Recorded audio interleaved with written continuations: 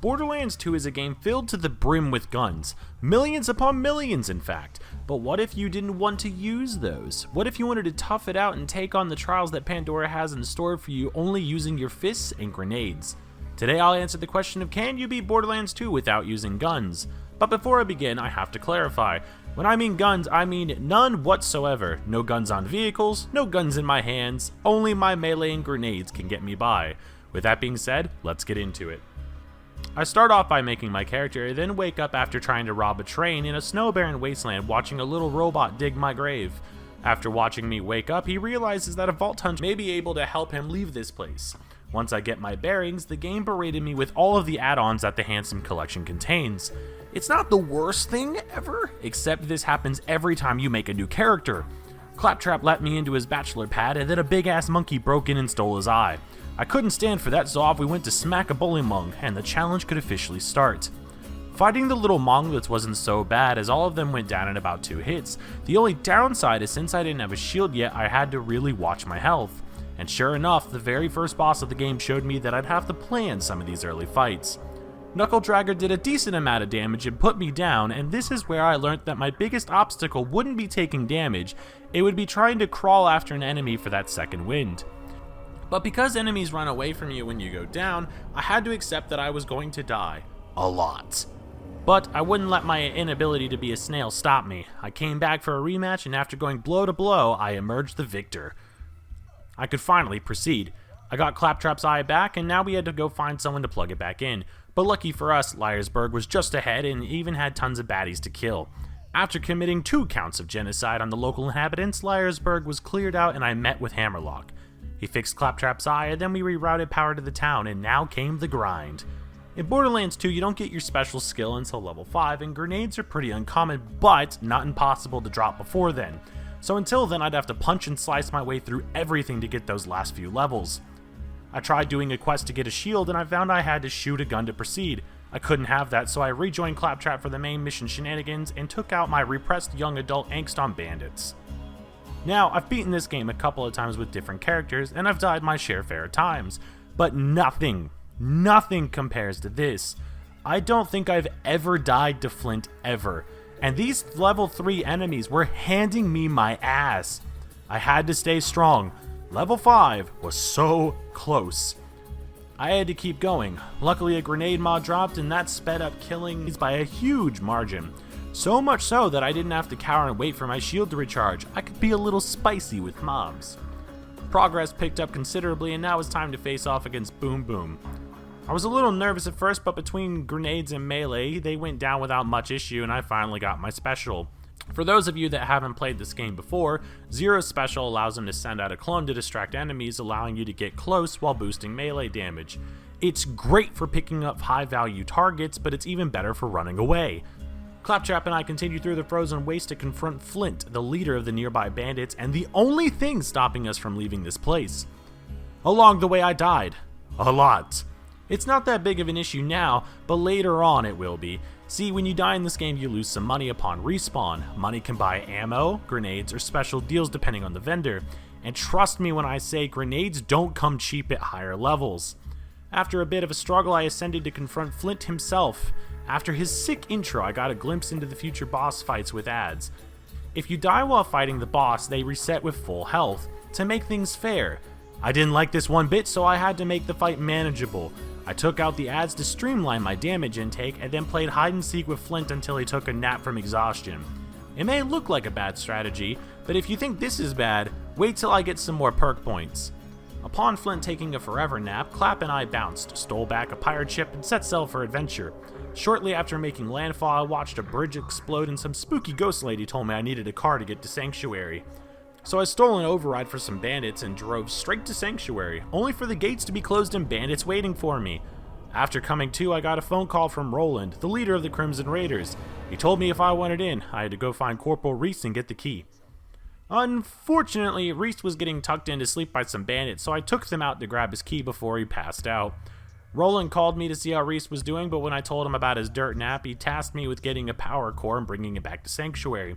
This was pretty easy, as one of the first bandits I killed dropped the core, and then after being downed and left to die, I respawned at the main gate. Easy as that. After making it inside, I restored power to the overshield upon the town, met with all the wacky characters inside said town, and then got my first big mission. Turns out, Roland had been captured by the Firehawk, and apparently I was the only one capable of breaking in to rescue Roland. Or so I thought. When I arrived, a rival group of bandits were attacking the Firehawk's minions. By this point, I was still kinda squishy and I was in the wrong skill tree, but damage was okay for the time being. I fought through legions of bandits and even spider ants on my pursuit, but after the dust had settled, I was face to face with the Firehawk. Except instead of some crazy cult leader, it was Lilith. She told me that she didn't have Roland, but a group of bandits called the Bloodshots did. But right after, as I was about to head out, we were attacked. Combining our forces, we fought off the attackers, and Lilith, mainly phase blasted them while I tried to cut them. Because at this point in the run, badasses gave me such a hard time. They took a ton of damage and killed me faster than I thought possible. This is even more noticeable if I tried to fight more than one at a time, so running was the best tactic for now. Once the bandits had been taken care of, I could finally chase up on Roland. The bandit camp that was supposed to be housing him wasn't too far away, so I decided to invite myself over.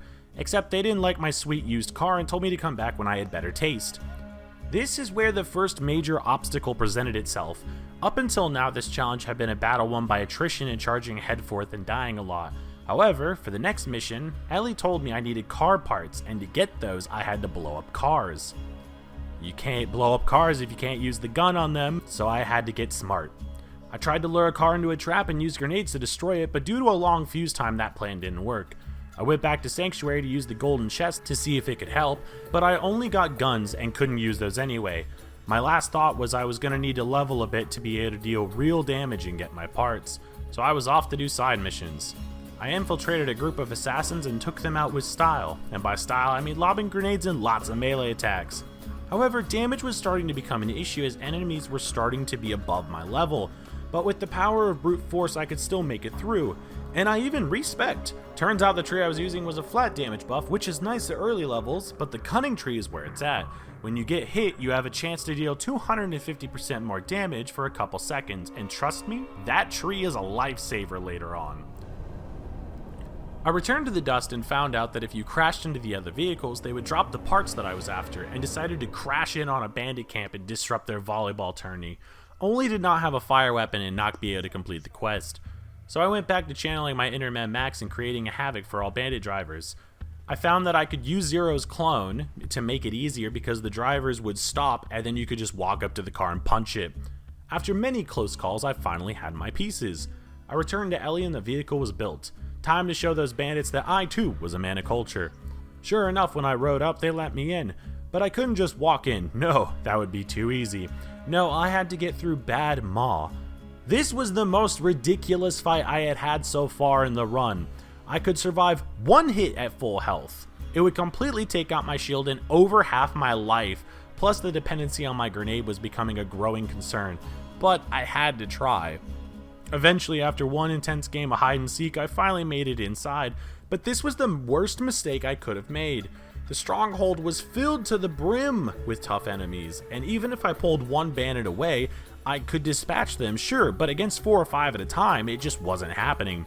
After a badass psycho arrived, I decided the best course of action was to run and see if I could just race to the end, only to be greeted with a gauntlet of tough enemies and 3 badasses that bullied me to death more times than I could count. I even made it to where the exit door was, only to find out that I had to kill everything in this room and fight a mini-boss. I couldn't skip it. I was gonna need to level and get some better gear. So I left, and decided to do some of the Headhunter DLCs, to them being small questlines with decent XP and rewards. The only issue was that they all start at 15, and I was only 11.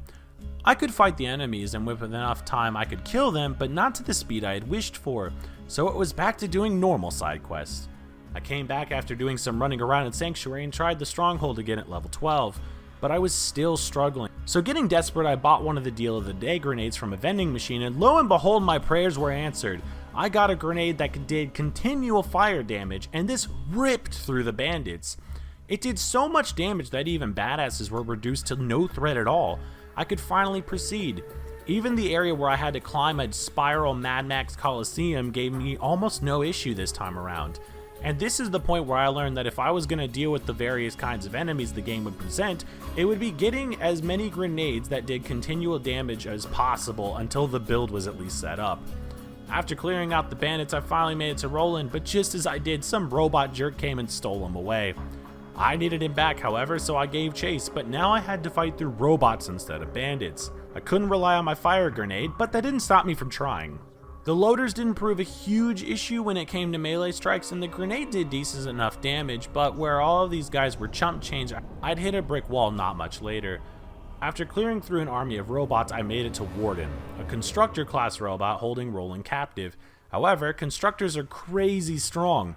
Not only is it resistant to fire, but it could also pump out more loaders faster than I could take care of. Plus, its main weakness was in its eye, which if I got close enough would deal crazy amounts of damage in a ground slam. I took so long trying to save Roland here that the constructor actually left. I've never had that happen before. So now I had to track down the constructor and get Roland back, but I would need a new grenade before attempting this. Now normally if you were gonna fight armored enemies with yellow health bars, you'd use corrosive weapons, but apparently I decided shock was my best alternative, as I didn't have a corrosive grenade. It did pretty well at keeping the smaller enemies at bay, but when it came to the constructor, it hardly made a scratch. What I ended up doing to take it down was sending out a decoy, punching it in the weak spot and then running away. It wasn't the most heroic tactic, but it did eventually get the job done. After freeing Roland, we decided to meet back up in Sanctuary to discuss the next step. We talked about plans to control the warrior in the vault and take out Hyperion once and for all, but to formulate said plan, I had to go meet with a contact out in the Tundra Express. After setting some bugs on fire, I woke up the contact being Mordecai, and he told me of a train that I needed to intercept to make some headway on the plan of his. But first, I'd have to go meet Tina the bomb maker. Tiny Tina informed me that she could stop the train for me, but first I'd have to go recover some explosives. Why she couldn't make more? I don't know, but anyway, XP is XP.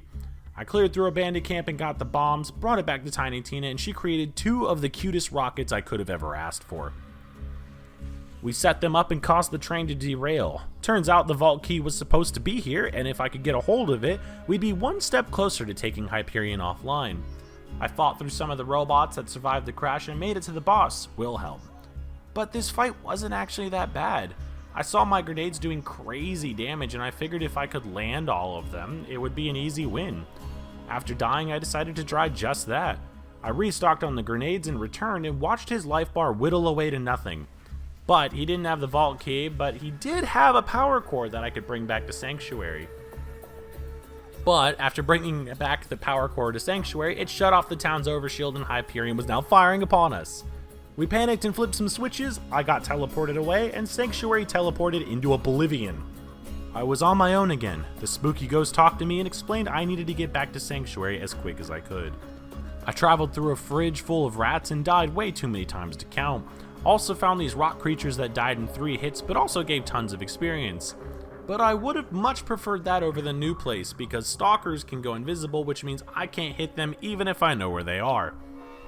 After being chased down by hordes of stalkers, I made it to an extraction plant, and my new task was to find a beacon to allow me to return back to Sanctuary. But to do that, I'd have to get past another constructor. This wasn't so bad as I learned I could just walk past it, which was nice, except for the fact that this wasn't the real fight. I found the beacon, but then a giant thresher maw snuck up and devoured it. This son of a bitch was between me and my quest, but little did I know, getting it back wouldn't be as easy as I thought. I had finally hit a brick wall. I fought for what seemed like forever, but couldn't seem to do enough damage. I even had Hyperion loaders at one point fighting it with me, but it was just too strong. Eventually I realized that I'd have to let the robots do their damage first, then I could steal the kill with grenades. So I stocked up, came back, and spammed everything I had. I got so close the Hyperion ended up dealing the final blow. Lucky for me, that meant it was dead and I could finally continue. After the absolute mess that was that Thresher Maw, I decided I needed some levels, and now that I was level 15, the Headhunter DLCs could be accomplished. First up was liberating a Christmas wonderland from murderous snowmen. They'd stolen a shipment of guns from the town's citizens and Frosty was calling the shots.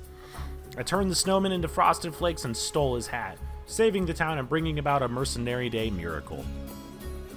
Next up was joining Torg for a On a Hunger for Violence TV special. He told me it had an invincible turkey that I'd have to fight, but also a way to poison it. Without a moment to comprehend what was actually being asked of me, I ran through the kitchens and even fought a rat in a hat. But had to inevitably turn down the quest because I didn't have a slag grenade and couldn't progress. Continuing on, the next destination was Wham Bam Island. I mingled with the locals and introduced a group of savages to my knife, but a giant worm decided to challenge me to a 1 versus 50 and by far the longest boss fight of the run so far. Lastly of my tour of leveling, it was the Rock Gut Distillery. I met with Moxie and we teamed up to unite 2 clans under marriage, brewing love potions, killing robots, and even attending a wedding. But what we ended up doing was making both of the clans stronger in the process. I now had to fight the entire clan by myself, and unlike the other boss fights, I had to kill both of these people at the same time, or else one would heal the other. It was a knockdown drag-out fight, but luckily enough fire grenades saved it. After one hell of a detour, I got back to the main missions. I brought my signaling beacon to Overlook to set up a direct contact with Sanctuary. The only issue, it was it'd take time to set up, so I had to fight against a horde of loaders. I died way too many times, but my struggle prevailed and I could finally use the teleporter and return to Sanctuary. The gang regrouped and talked about the next course of action, which would be to upgrade Claptrap into infiltrating Hyperion, but first I'd have to get said upgrades from Bloodwing, who was being held captive in a wildlife preserve. To gear up, I used some of the golden keys you get with this version of the game, but ultimately got rid of most of the stuff as they were guns. The preserve wasn't as bad as I expected. It could have been the level gap I had, but I'm not complaining. I fought through loaders, stalkers, and skags, all while gaining some decent experience. I eventually made my way to the holding cells, and it dawned on me what the next boss fight was. Sure enough, I made my way further in and came face to face with Bloodwing. This fight gave me issues for obvious reasons, but besides the massive damage it could deal, it was the fact that I didn't have any way to hurt it. I'd either have to go get better gear or power levels so high that I could take tons of hits. I attempted to go start some other DLCs, but their level requirement was higher than I had anticipated. It was back to vanilla quests. After nearly 2 hours of random side quests and gaining some levels, it was time to fight Bloodwing again, but I still had to deal with the fact that he could fly. After using some more golden keys, I finally got a grenade mod that I could use to home in on enemies. If this could do what I thought it could, then I could finally move on. And sure enough, it could. When I threw a grenade, it would pick the nearest target and fly to them and also stick. Bloodwing didn't stand a chance now. After re-clearing the entire wildlife preserve, I made it back to the boss fight. Regardless of the quick death I was granted, these grenades were actually exactly what I needed. The grenades mixed with the fact that my decoy could now electrocute upon dismissal made the fight so much more digestible.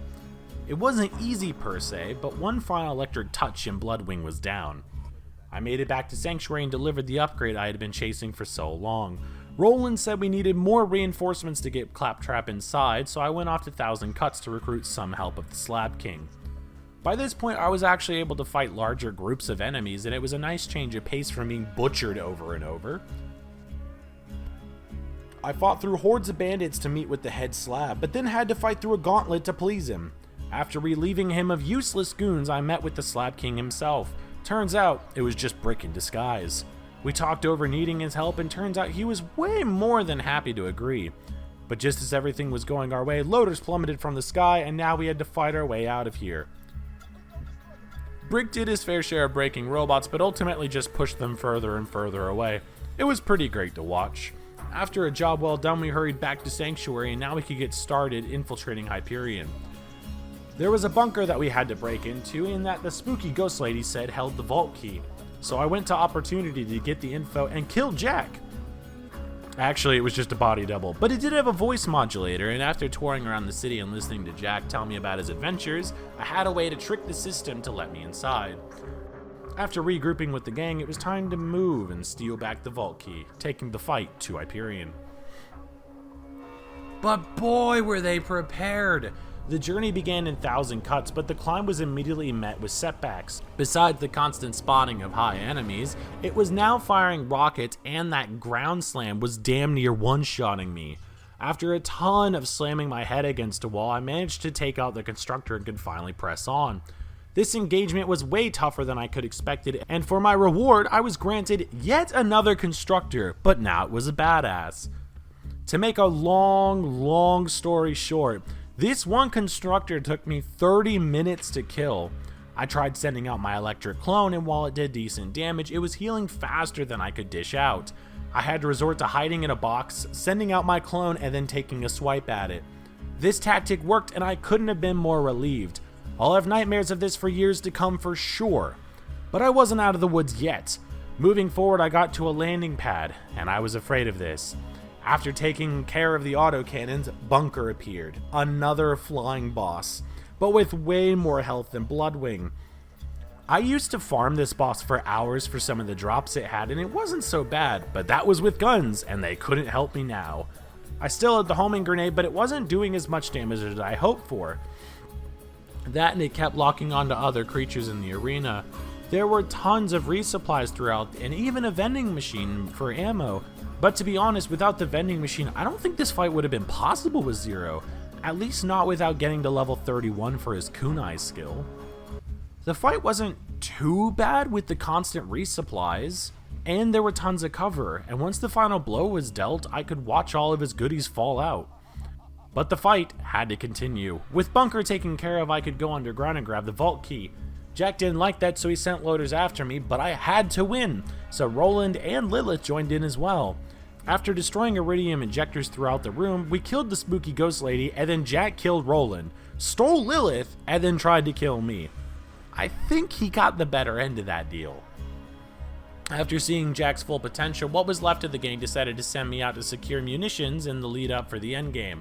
I made my way over to Sawtooth Cauldron and started running into higher level enemies, where as they did do lots of damage, I was still able to fight my way through. Bandits are way easier to deal with than loaders.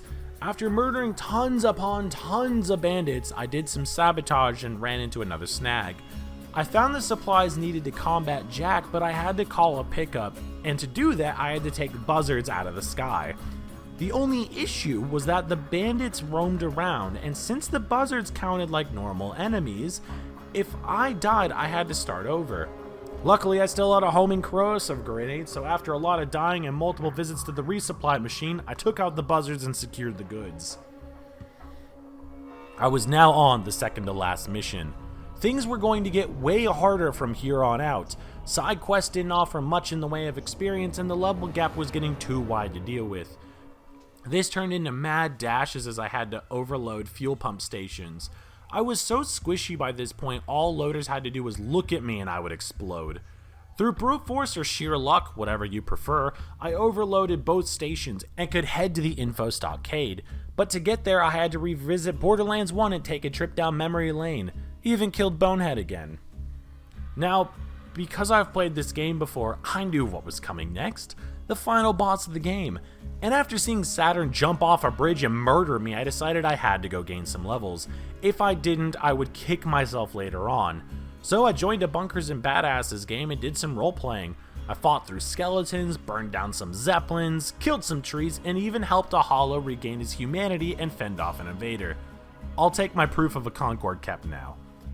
I was planning on finishing out this DLC, but sadly I came to a mission involving dragons and my grenade was doing almost nothing against them. So I decided to return to the main game for the last hurrah and make a run for it. Saturn was relentless at guarding the elevator to the stockade, but luckily my decoy kept it distracted long enough that I could run away. But of course, at the end of the bridge, my arch nemesis decided to show its face again. I couldn't fight it, so I had to run and get the info in between being shot by countless loaders. But I'm not here for pride, I'm here to turn my mission in, so in my eyes, I'm good. And after a quick farewell in Sanctuary, I could finally begin the final mission and confront Jack and his warrior. I teamed up with Claptrap, and with his hacking skills and my inability to use guns, we fought off loaders and breached the gate guarding Heroes Pass. I became a one-man army and sliced my way through scores of Hyperion soldiers and robots. Brick and Mordecai joined in, and with our combined efforts, we cut through the ranks with me carrying the team. NPCs in this game can't die, which is great for being a distraction, but they really don't do any damage either. I had a final confrontation with my arch nemesis, but I had mastered a way to kill it this time, and all it took was one hardcore game of hide and seek to finish it off. Moving into the Vault of the Warrior, I knew what waited in store for me, but honestly, I didn't know how it would go. First up was Jack, and in a blink of his eye, his fight was over. I remember this fight giving me such a hard time when I first got the game, but with Zero's electric clone and my grenades, it made the fight laugh a bit easy. But next up was the Warrior, and this was the fight I was dreading. The Warrior has a weak point in its chest, but because the Warrior hangs out on the outside of the map, the only way to deal damage is by range. Luckily, there's ammo respawns to stock up on grenades, but the grenades were doing very little to hurt it. This mixed in with the Crystallisk and Rax, taking the grenade's attention meant I would be here for a long time. Or, so I thought. I didn't realize that when the Warrior was on the left or right side of the map, his foot became reachable. This was the ticket because now I could use melee grenades and my static clone to whittle away his health. This took some time, but it was by far the easiest Warrior kill on the first playthrough I think I've had. There were tons of cover, and the grenades took care of all the smaller enemies. After getting his toes trimmed, I gave it one more good smack, and down it went. Loot rained from everywhere, and for extra measure, I blew up the Warrior with a moonshot. And even smacked Jack to death. Mission complete. We could all go home. This run was straight up difficult at points where constructors were involved, and to be honest, I think the only other character to do this challenge with would be Krieg and maybe Axton. But I feel like this is a challenge that, once the build gets going, is actually a lot of fun, so long as you have a decent kit to back up the lack of firepower. If you made it to the end, I want to say thank you. The channel's been getting some love recently, and I can't say thanks enough. If you enjoyed this, make sure you like and subscribe for more videos down the line, and I'll see you in the next one.